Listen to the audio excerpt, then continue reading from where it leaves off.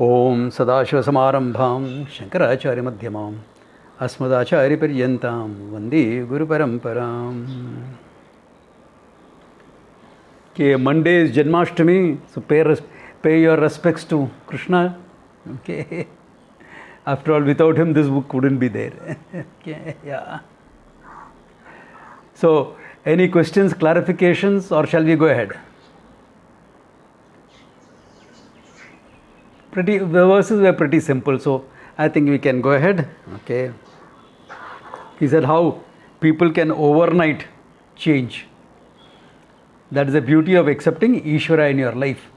Recognizing the play of Ishvara, then it becomes easier to live a life of dharma. Okay. Not that you cannot live a life of dharma, of ethics. You can live a clean ethical life even without recognizing Ishvara. Cases like Bertrand Russell, etc. But recognizing Ishvara makes it a far easier job. A very natural thing. Okay? And that is one of the beautiful things in Krishna's life. If Rama's life showed how to follow the rules,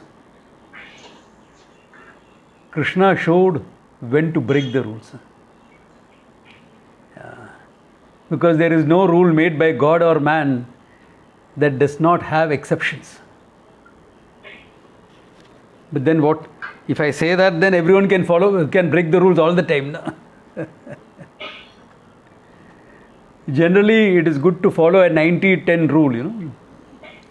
90% of the time you grow by following dharma, following the rules. 10% of the time you grow by breaking it.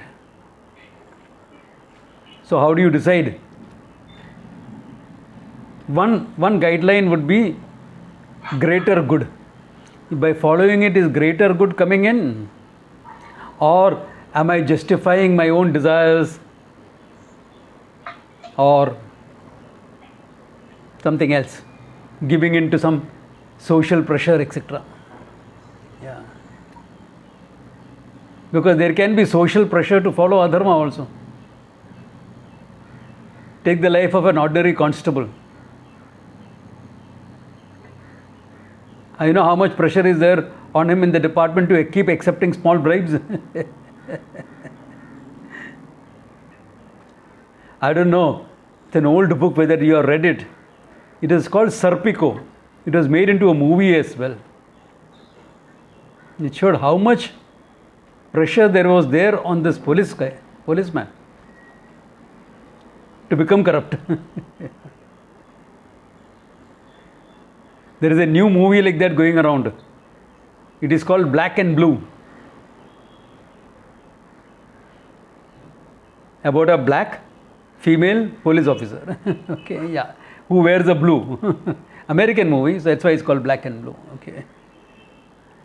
So one needs to know whether am I giving to some social pressure, whether I am justifying my own desires, giving in to some emotional blackmail, just to break the rule, or is some greater good coming out of it. Okay. That's why even to live a life of dharma, I need a great amount of viveka and vairagya, objectivity. Vairagya translated as objectivity. I need that. Without that, it doesn't happen. That is why in Taittiriya Upanishad, the Rishi gives out a speech for at the convocation of the students, passing out parade. Okay. POP, as we would call it in the forces. Okay. There he says, when you have a problem with dharma or with what is right, how do you decide? He says, find somebody in society who's alukshaha dharma kama sihu. Alukshaha. Who is not involved in the situation, he does not have an axe to grind. That's very, very important. Does not have an axe to grind. Alukshaha. But dharma kama follows his desires of living a dharmic life, he lives a dharmic life. And then follow what he does or says, he says. Yeah. It will help. because Gahana Karmanam Gatihi Pandita api itra Vimohita. Even scholars can get confused on this because Karma Gati is like that. Okay, having said that much, let us go into the next verse.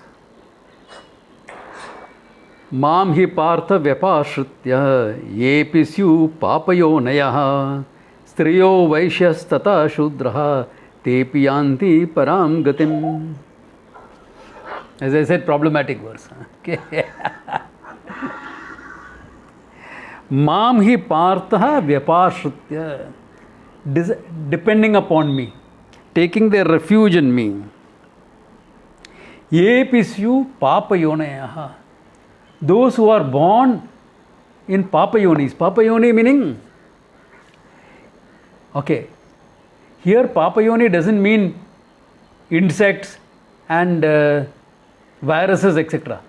They are also called Papayonis. Why? Because if they are harmful to human beings, you can kill them without compulsion.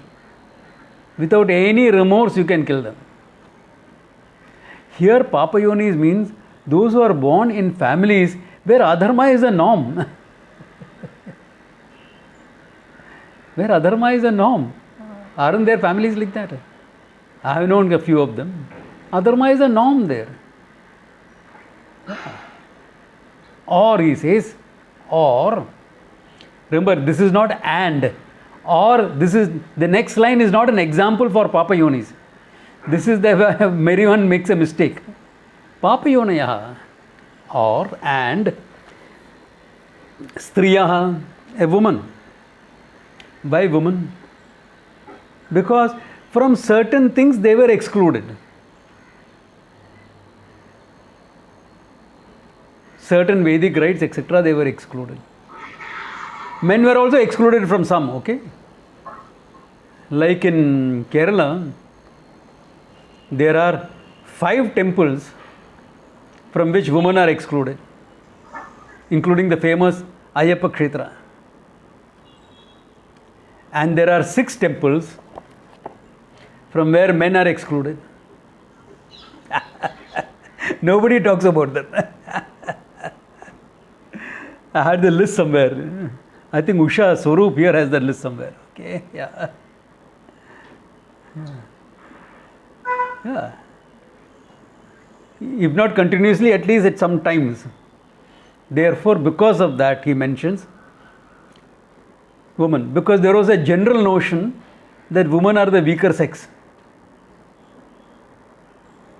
Anybody who knew Draupadi or Sita or Satyavati would not say that, okay? Would not say that. Yeah. But, okay. Okay. Mainly by Stri, you also have to understand those who are Stri Buddhi. Now, this is looked upon as, this Stri Buddhi is looked upon as how we talk in, for example, in martial arts as yin and yang. Where yin is put as something negative, also feminine. How that division came up, I don't know. It is like having a negative pole and a positive pole in electricity. One that receives and one that gives. Okay. So yin energy is that which receives, which goes inwards. Okay. So Stri Buddhi. Okay. That way you can take it. Vaishyaha. Business people. Where are they getting into spirituality? अरे बाबा माल के बाद बोलो रोकड़ा कितना मिलता है उसका बात देखो okay because generally they are involved. Vaishya by karma are people who are involved in trade and commerce. Agricultural trade and commerce was ruled by the Vaishyas. Therefore they were actually the rich community. Rich community in India was not the Kshatriya or the Brahmana.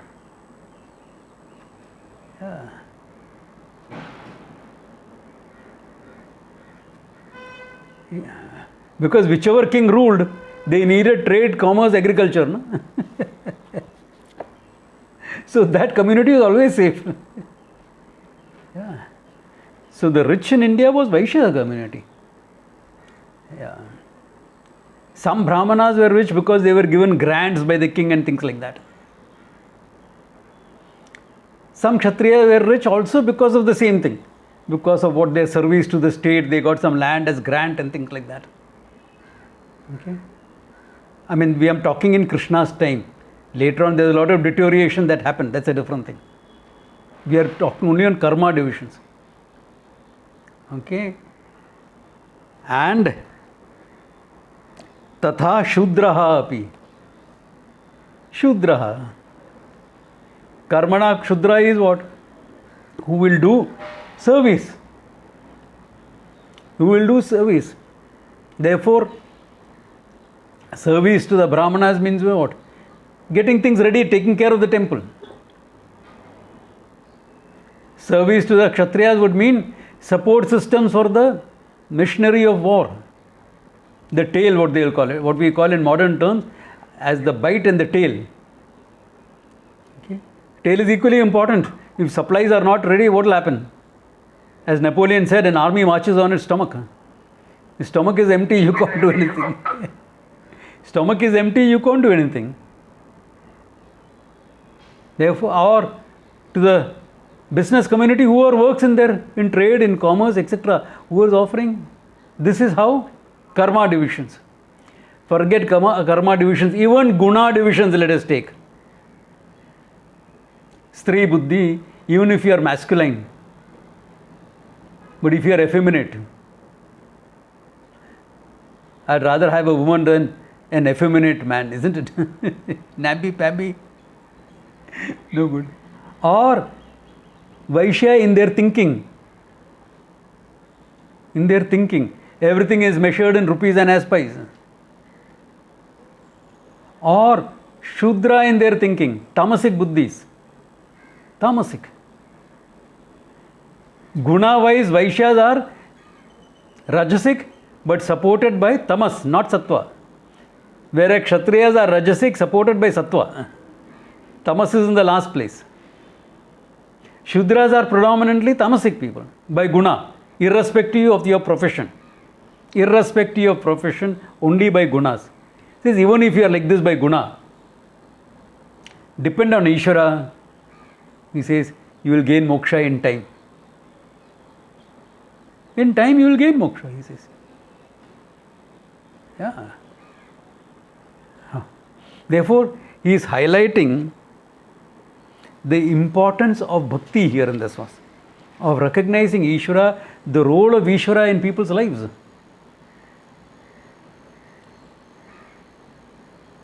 Look at it. If someone who is a Vaishya by Guna or a Kshudra by Guna brings in, irrespective of the profession, brings in an understanding of Ishvara, Karma Yoga, Buddhi, etc., what will happen? They will become more and more sattvic. In time, they will be sattva guna pradhana.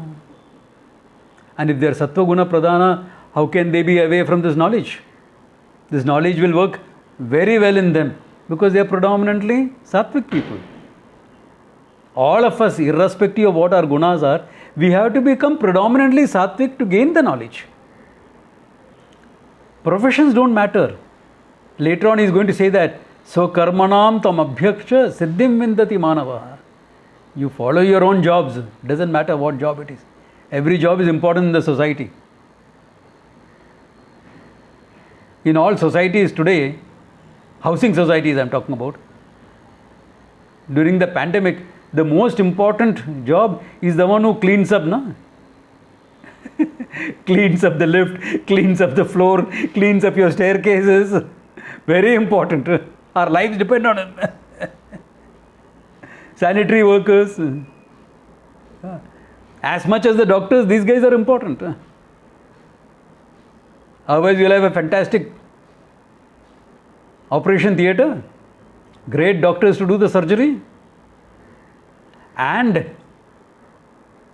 but the patient will die of infection.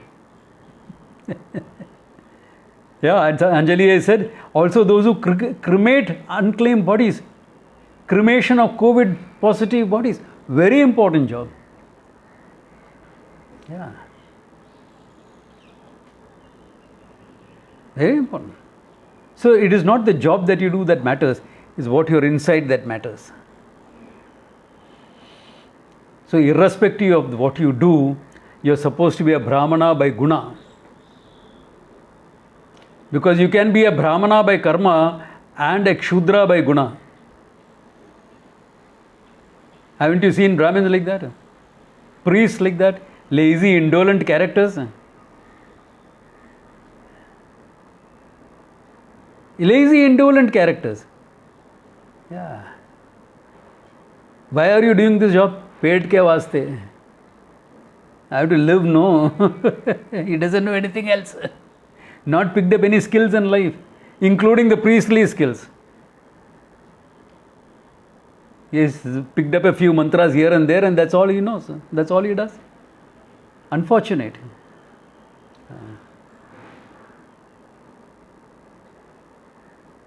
Similarly, you can be a security guard, Kshatriya. A security guard in a building is supposed to be a Kshatriya for the building.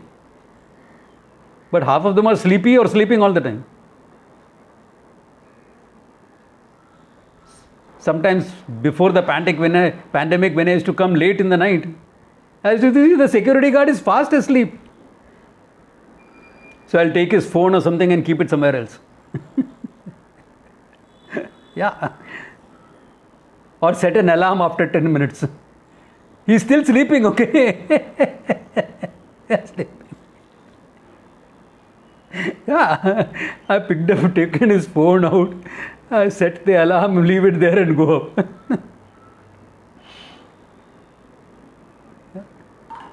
And it's not all that late, 11:30 is not supposed to be a time when he's going to sleep. When he comes on duty at 8 o'clock. But by guna, he is not there. By guna, he is not there. Yeah. If you are not alert, how can you be a Kshatriya? By guna. You can't be. Yeah. Therefore, so karmanam tam abhyaksha, following in our karma, guna wise, you get it. It's like Muhammad Ali said, the boxer. They asked him if you are not a boxer, because he is one of the greatest. In fact, he is considered the greatest. On YouTube, there is a video of Muhammad Ali when he was suffering from Parkinson's, etc., meeting your Tyson, Mike Tyson.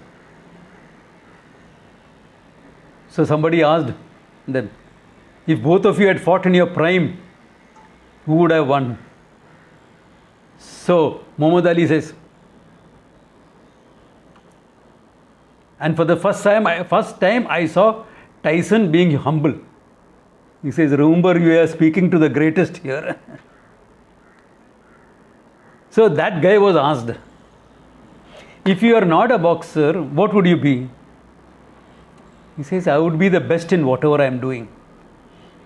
If I was a garbage collector, I would be the best damn garbage collector in the world. Brahmana by guna, excellence. You follow excellence. Okay? Yeah. Karma, you are a garbage collector, so what? This is Brahmana by guna. Therefore, he says, anyone, irrespective of your guna, if you are bringing in Ishvara into your life, in time you can have that sattva guna pradhana, that mind which is sattvika. Then what happens? Then next verse. Kim punaha brahmanaha punyaha bhaktaha rajarashayastata anityam asukam lokam imam prapya bhajasvamam. Then what to talk? Kim puna, what to talk, he says.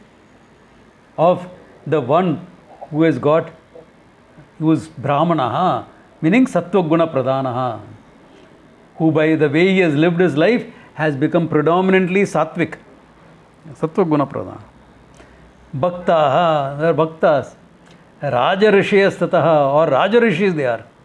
Meaning Rajarishi is a title given to the priests in a royal household. Okay, the royal priests are given the title Rajarishis.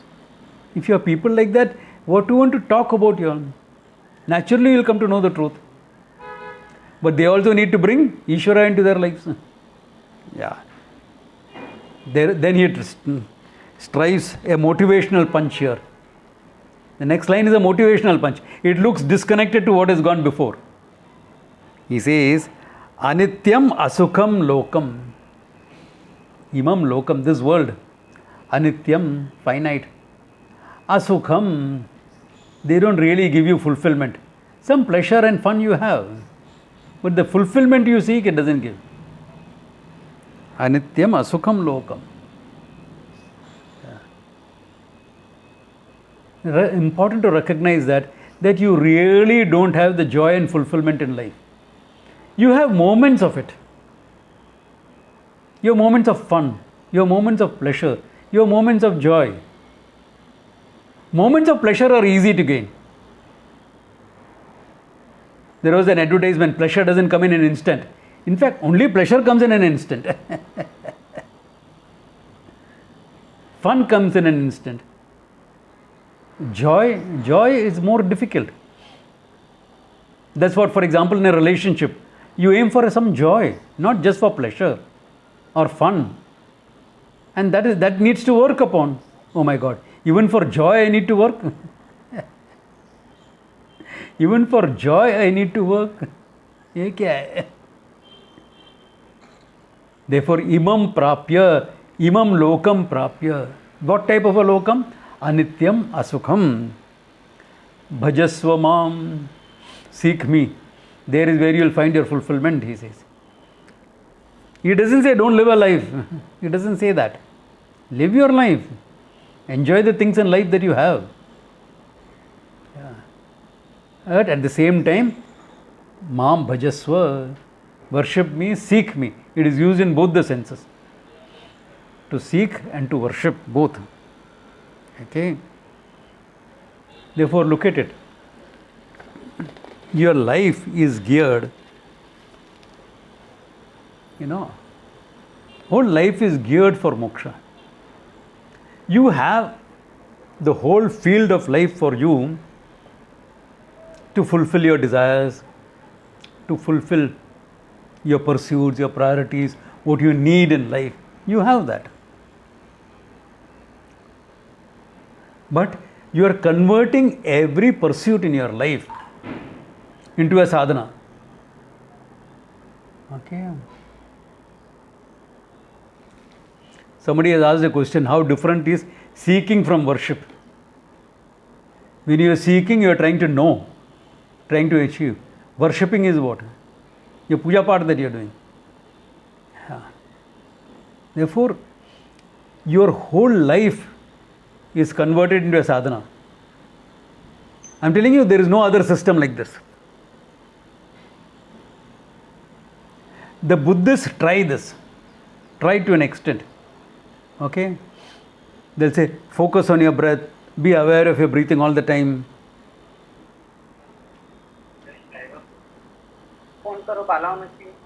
So, focus on your breathing all the time. How can you focus on your breathing all the time?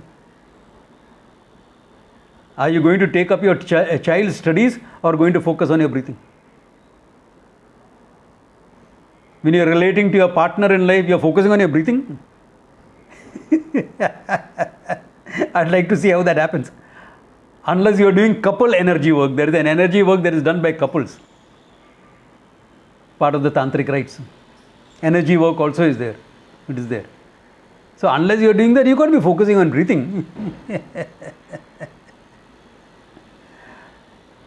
So Buddhists, to an extent, they tried. But in Karma Yoga, it's a fact. You are in a relationship. Ishvara Arpanam Prasada Buddhi. Swamiji, my relationship is not exactly.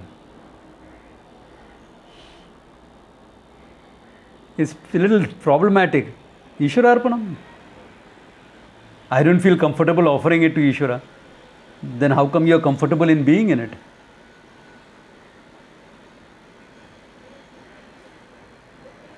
recognize Ishvara's order there also, including what's happening here. It's important. Yeah. That's okay. It's human. There's nothing inhuman about it. It's human. Human failings. That's okay. You're a human being. Ishwararpanam prasada buddhi even there. But sometimes those type of relationship, prasada is very painful. All the more reason why you must have prasada buddhi, okay? Or follow the old sadhu statement.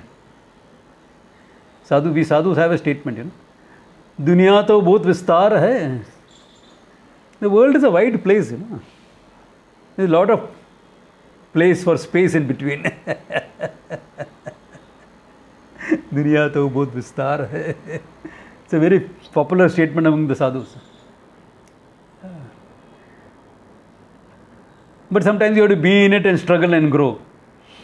Grow strong enough to handle it. Yeah. Whatever it is. Ishwararpanam prasada buddhi. It makes your whole life a sadhana, 24/7.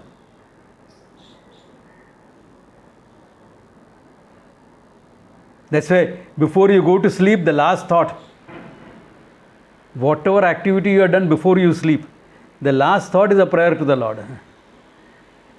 The first thought is a prayer to the Lord when you get up. Some of you say it also. Karagri, Vasati, all that. Awesome.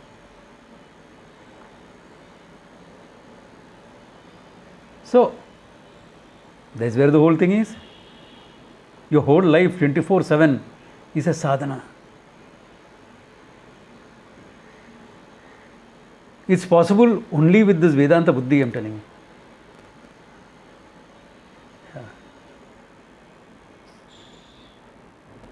Other systems try. They try. Some of them come okay, fairly close. Okay, but here it's a practical thing where you can fulfill your desires and needs in life, at the same time grow. That fulfilling your desires is a method for growth.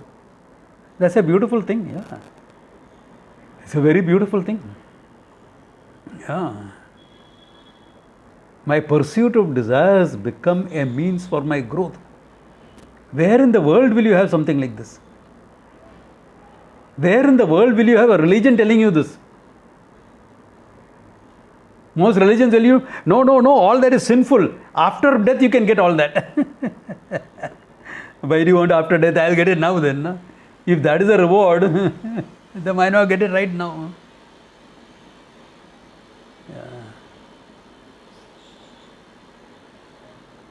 Because we are living in funny times. The Taliban is complaining that they were victims of a terror attack. The Kabul bomb blast outside the airport. Even terrorists are complaining of terrorism. I couldn't help roaring with laughter when I heard that.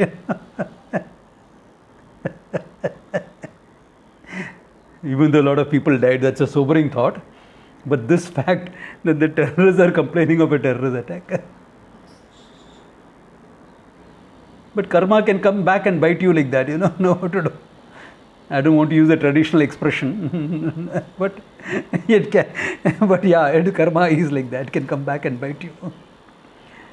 Anyway, that apart. So, where in the world will you find a religion or a sadhana where you're converting your whole life for growth? One has to recognize the beauty of that system and the beauty of the people who put it into a structure like that.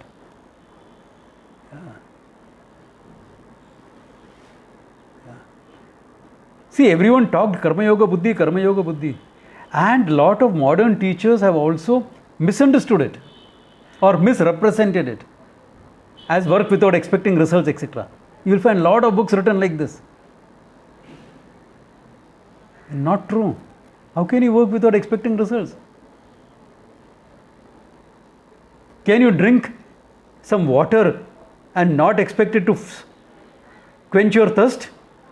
I mean, What is he talking about? Yeah. Even a simple activity like that you can't do without expectations. So all that is a wrong understanding. Yeah. Desire prompted activity is not karma yoga. Hey, if desire prompted activity is not karma yoga, I don't need karma itself, na? Because of desires I am doing karma.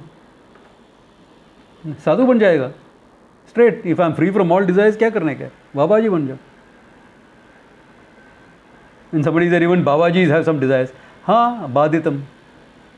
Desires which are not really binding in nature. ना?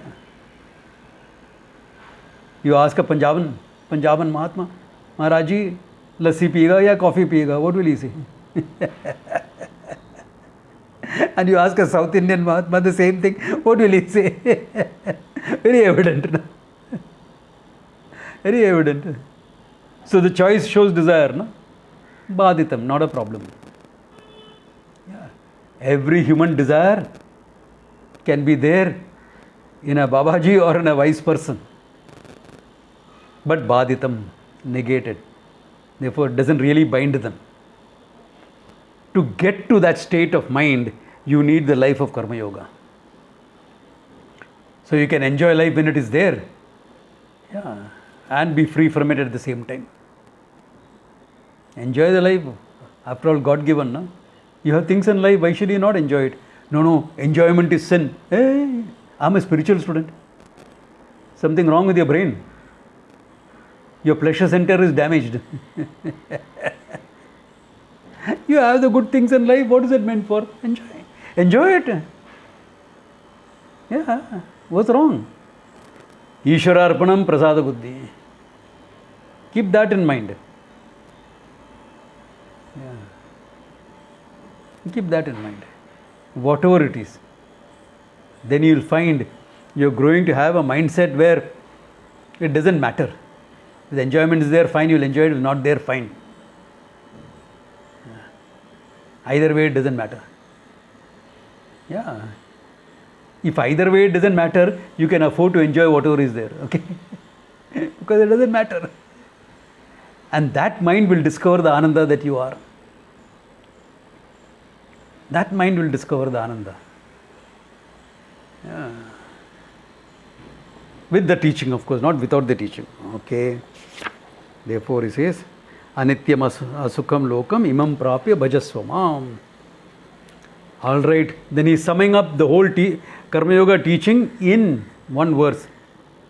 Man mana bhava mad bhaktaha madhyaji imam namaskuru mameva eshisi yuktaiva atmanam matparayanaha.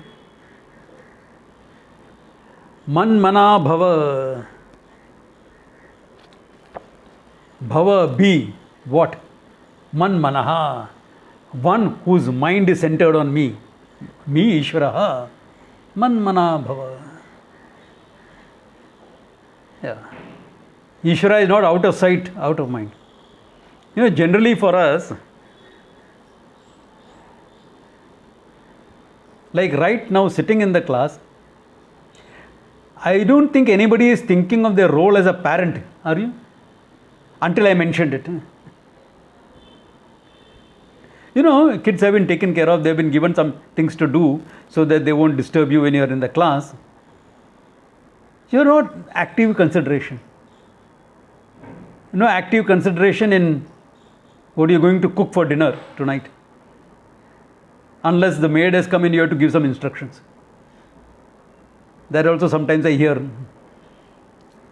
And I have to mute them. Okay. But other than that, you don't think about it. So when you become a parent when you think of your children, you become a homemaker or a home manager when you think of food, etc. So you become a bhakta when you think of Ishvara. No? Out of sight, out of mind.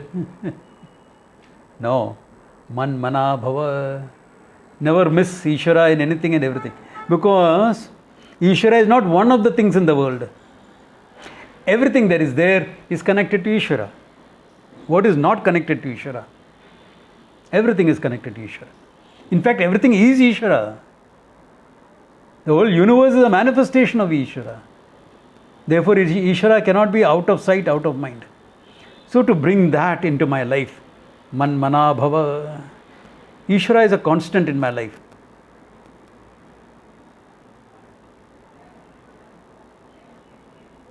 Like that song said, na? गोपियाँ तो आने जानी है, राधा तो दिल के रानी है, ऐसा. Okay. In the same way, this constant in your life is what? Ishvara. Everything will come and go. Everything else will come and go. Swamiji, don't say like that. I am married to this person for 25 years. Very good. So when did you get married? Oh, I was about 25. So first 25 years you didn't have him, no? Or her. So now 25 you have. Is there a guarantee both of you will live together?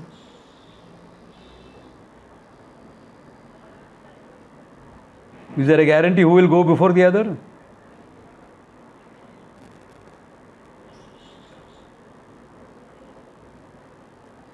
Important to be aware of that. I'm not being negative. I'm just pointing out a harsh reality of life. So, when you are together, enjoy it, celebrate life. Celebrate life. Enjoy that life. Have your sense of whatever fulfillment you can have in a relationship, have that. It's great. Be a parent. Great. Have your heartaches. Great. Don't tell me there are no heartaches. Of course there will be. That's part of life. Anityam asukam lokam rumpa. But in all of them, man mana bhava. Let the understanding of Ishvara be a constant in your life. Let the fact that Ishvara is there in your life, you be alive to that. Man mana bhava. I can go on and on in this, but okay. Mad bhaktaha. Be one who is devoted to me. Man mana bhava. You can also be the other way around, you know. ये क्या भगवान है मेरे को, you don't see me suffering or what, दिखता ही नहीं है क्या, ये क्या है, heartless, he is idiot. No. There are moments you will feel like that. Yes. If there are moments you feel like that and you express it, that is part of bhakti. Again, Hinduism is one of the few religions where you are allowed to fight with God, okay? Because God accepts all your emotions. Any emotion you have, take it to Ishvara, perfectly fine.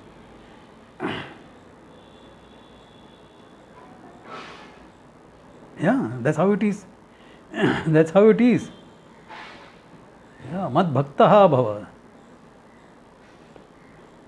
Swear by me, don't swear at me. The difference between a bhakta and a non-bhakta, okay? What to do? I have to put it in modern terms now for people to be sure of what it means. Yeah. Mad bhaktaha. Devotion is high. And the devotion can express in 100 different ways. That's a different thing. Yeah. It's not bhakti, doesn't mean only bhajans or puja part. Yeah. Seva is bhakti. Yeah. Contemplation is bhakti. Japa dhyanam is bhakti. Meditation is bhakti. The constant understanding that Ishvara is with you all your life, great bhakti. That's why in bhakti I always give this example. When you ask who's Janmashtami around the corner, no? Okay. Who is Krishna's greatest bhaktas? Everybody will say gopis. Gopis had an easy job. Come on, yaar, on a moonlit night to do Ras Leela, that's fun. Okay. That is fun part of it. Huh? That type of bhakti is fun. What about his Narayani Sena? that followed him in battle. Wherever he led, they followed him, risking their life and limb. Isn't that bhakti? Much more difficult bhakti than sitting and singing bhajans. Much more difficult. You're risking your life. You're putting your life on the line. I told you the story of Uddhava, na? People forget, okay. Draupadi Swayamvara, Krishna is the man behind it. He wants to get Draupadi married to the Pandavas.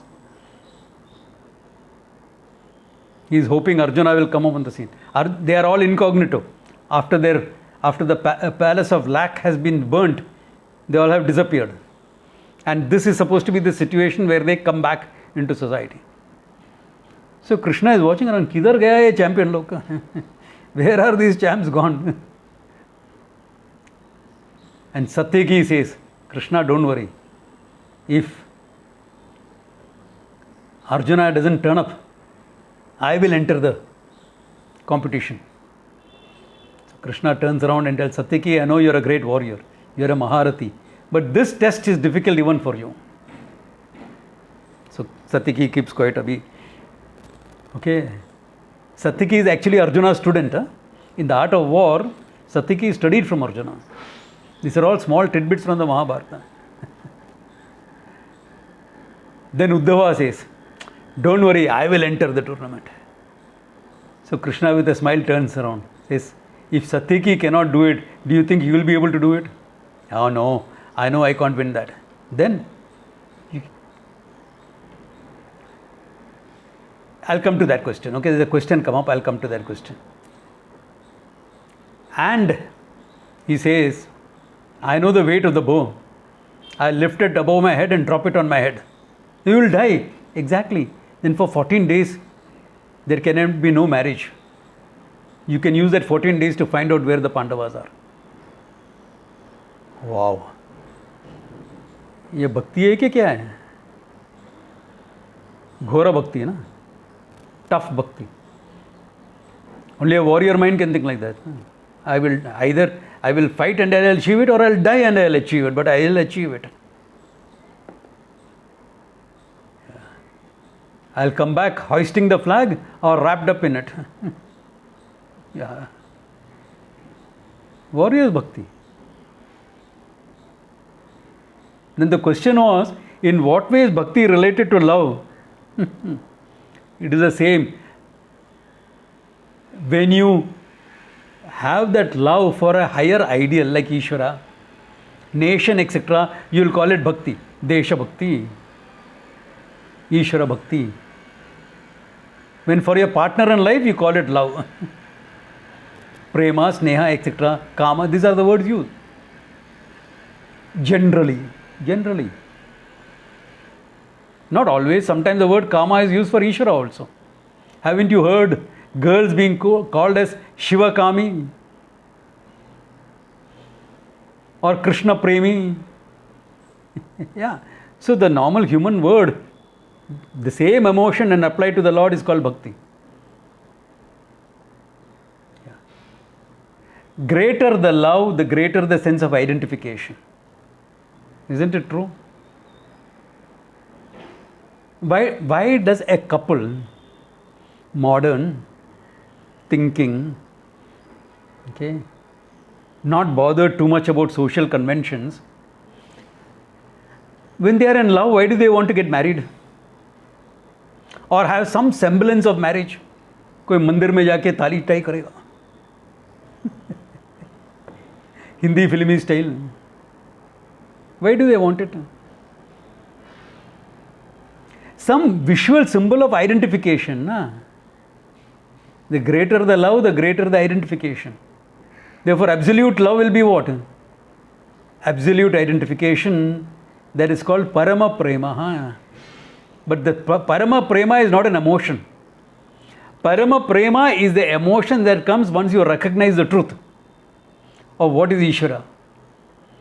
When you understand what is Ishvara is non-different from me, that is called absolute love or absolute bhakti.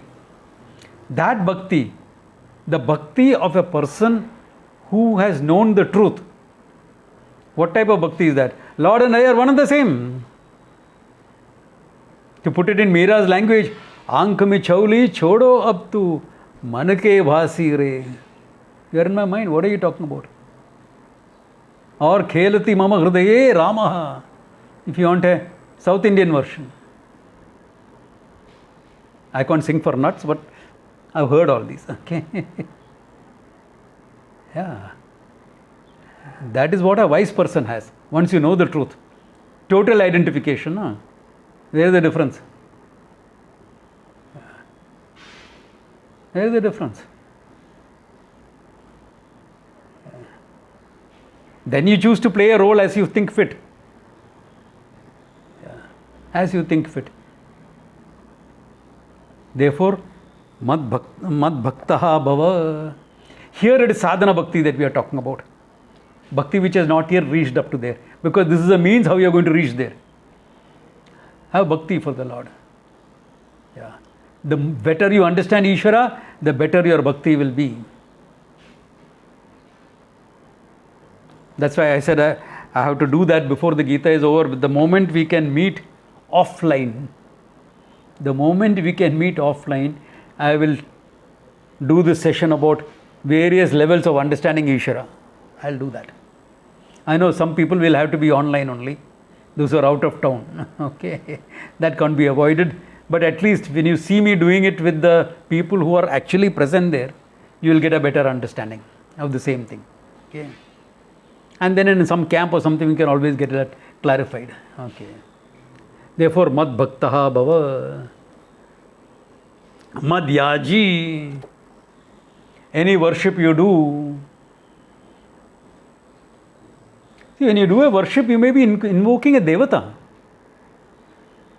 Navaratri, 9 forms of Devi, na? Or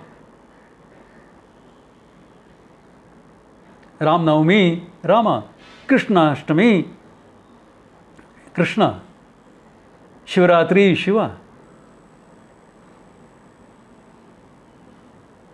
Irrespective of it, all of it is manifestation of Ishvara only. All that is one Ishvara only is there. Therefore, mat yaji, any worship you do, it is for Ishvara alone. Whether it is a worship out of your karmic karma or worship out of a duty, it doesn't matter. Diwali, you will do a Kubera Lakshmi Puja. Na? Now, when you are doing Kubera Lakshmi Puja, what are you doing it for? Not for moksha, are you? Kubera Lakshmi is not done for moksha. Kubera Lakshmi is done for money. That's why even the mudra for Kubera is this. Paisa, rokada. Yeah. That was also Madhyaji, Ishvara only. That worship also goes to Ishvara. To recognize that. Recognize that. Ganesha Chaturthi coming, I have to worship Ganesha. Too many problems in my life. I want to be free from all those hassles. Good. Do that. Madhyaji. Ganesha is nothing but Ishvara. To recognize everything as nothing but Ishvara. Even though you are invoking an aspect of Ishvara, through that aspect you are invoking Ishvara. Remember the example of the pinky, my little finger, to draw my attention. You are drawing my attention by tapping my finger. You are invoking all my attention through one little finger. Similarly, I am invoking the whole of Ishvara through these multiple forms. Madhyaji, Mam Namaskuru. Have a sense of surrender. I have my plans, but the Ishvara's plans that will work out. If I can have a peep and align my plan with Ishvara's plans, nothing like it. But nobody knows Ishvara's plans completely. Your horoscope will give you some idea. But it only gives you an idea and outline, nothing more than that. Yeah, nothing more than that. So align it. It's important. It's a very interesting thing, you know. The more I look at our culture, the more I understand the beauty of it, you know. I was not somebody who believed in horoscopes, etc. in my younger days.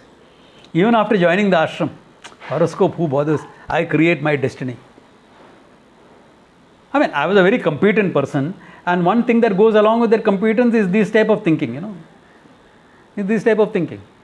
Because if you are very competent, yeah. Though Ishvara was there in my life, you can't go through certain experience I have gone through and not have trust in Ishvara. So that was there. Okay. Yeah, Madhyaji is also Karma Yogi. Yeah. Therefore, I didn't believe in all this until I met somebody in Rishikesh. He was one of the most phenomenal astrologers I ever met. 5 minutes he'll cast your horoscope straight. 5 minutes. Faster than a computer. And he'll tell you bluntly in your face what happens. Bluntly. I've seen him telling people, why are you bringing this horoscope to me? He will not be there next month. Go. Make him comfortable. Straight he will tell you. I loved the guy. Why? Because you get honest answers, no? He could predict life, he could predict death, everything he could do. When I heard him saying things about people and things like that, I said, okay, this character is true. Only then I started examining our culture on this aspect of it. And I found we always had this tradition. In Kerala especially we have this.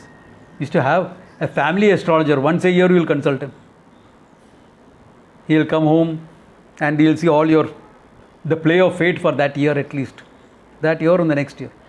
What is expected, what you can do, what you need not do. Don't fight against this, you can fight against that if you want to. All that thing. So your patterns are set. Intelligent, it's an intelligent form of living. No, but I want that even though that is not there in my fate. Look at it, okay, then you have to do this, and then you will get that. So, it's a highly flexible system. But it's always Ishvara's plan that will work out, okay? If you have some ability to alter it, that is part of Ishvara's order. That's part of Ishvara's order. Therefore, Mam Namaskuru, have a sense of surrender to Ishvara. Ishvararpanam, that is sense of surrender, no? Mam Namaskuru. Your will be done, not mine. I want this, I will try for it, but I know whatever happens is your will that will be done. Ishvararpanam. And therefore, if it is your will that's going to be done, whatever happens is prasada for me. So if namaskara is there, prasada is there. If surrender is there, how can prasada not be there? Prasada. Then what happens? Mameva ekshyasi yukteva atmanam matparayanam. Okay. Therefore what? Mameva ekshyasi. He will come to me alone. He or she will come to me alone. Yukteva evam yuktaha. One who has all these attitudes. Manmana bhava mad bhaktaha mad yaji mam namaskuru. Yukteva atmanam. And of course keeping me as parayanam, param ayanam, the absolute goal in life. Keeping your own moksha or Ishvara as the absolute goal in life. You can have side goals in between. The beauty of keeping Ishvara or moksha as your param ayanam, as the ultimate goal, is that everything else can fall into place. Moksha is my absolute goal. My ultimate goal is moksha. Everything else in my life can fall into place within that. Life is beautiful then. Success or failure, good or bad, everything contributes to my growth and going there. Therefore, a lot of my desires will be fulfilled. Some of them may not be fulfilled. It's okay. I have grown in the process. Anyway, all desires cannot be fulfilled. We have known that. Having lived 20, even if you have lived 20 years, you will know that. Even a child knows that. I wanted one more chocolate and my mother refused to give it. All desires cannot be fulfilled. Even a child knows that. He'll push you, try to get that extra. Just like how we push against fate and try to get that extra. So every child knows that. Everyone knows that. All desires cannot be fulfilled. That's okay. That's okay. Yeah.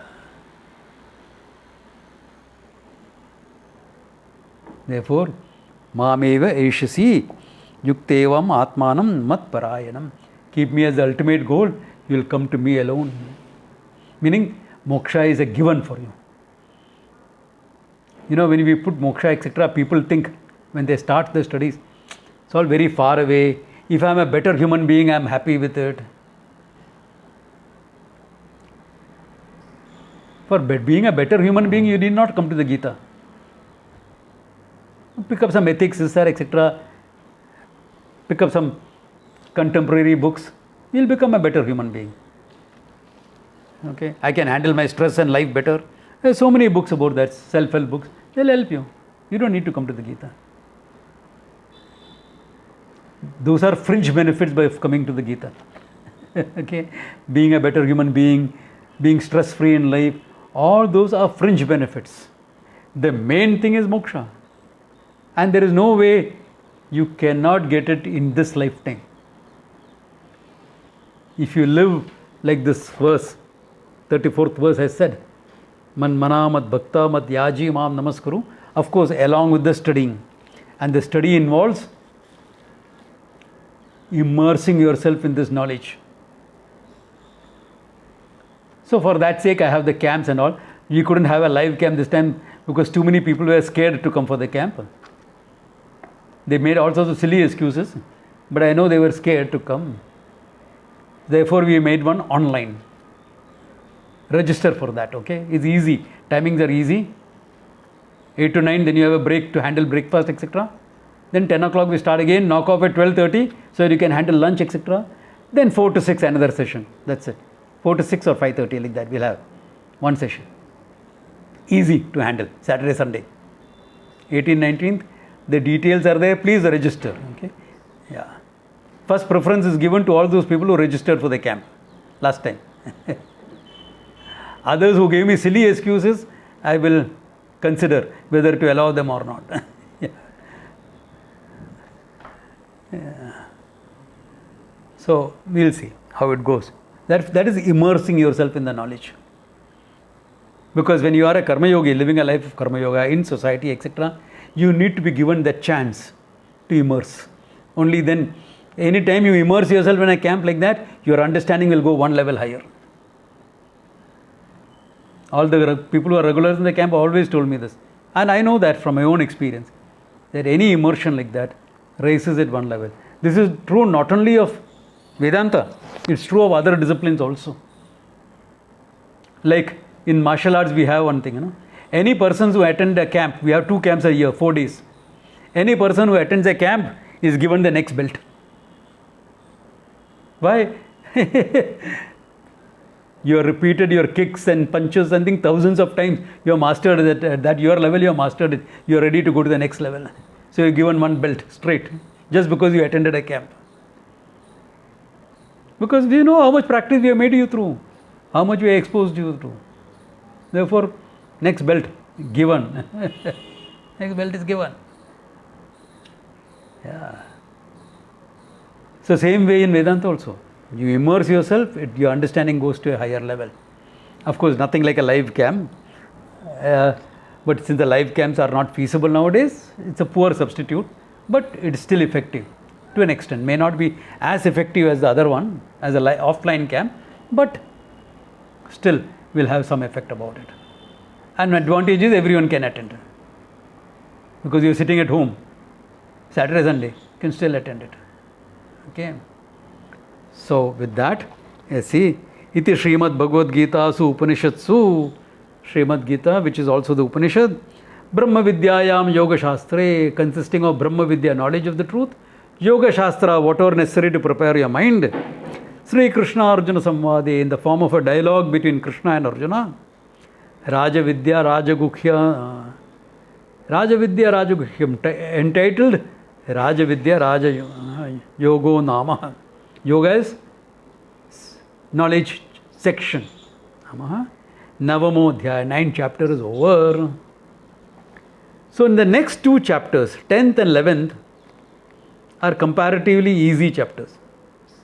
Okay. So 10th and 11th you may find me going a bit fast. Because I am not going to tell you every story behind every verse that is there. A lot of stories involved, okay? That you can refer to the Puranas, this, that, etc. and get it. I am not exactly a storyteller. Here and there I will tell something which I consider important. Okay? Which I consider important. Some verses are very important, therefore there I will spend some time. But 10th, 11th I will go a little fast. Then we will come to the challenging 13th chapter, 12th chapter, 13th chapter. These are challenging chapters, which are very good. Okay? So that we will start next class. Good place to stop. Om Tat Sat. Have a great time.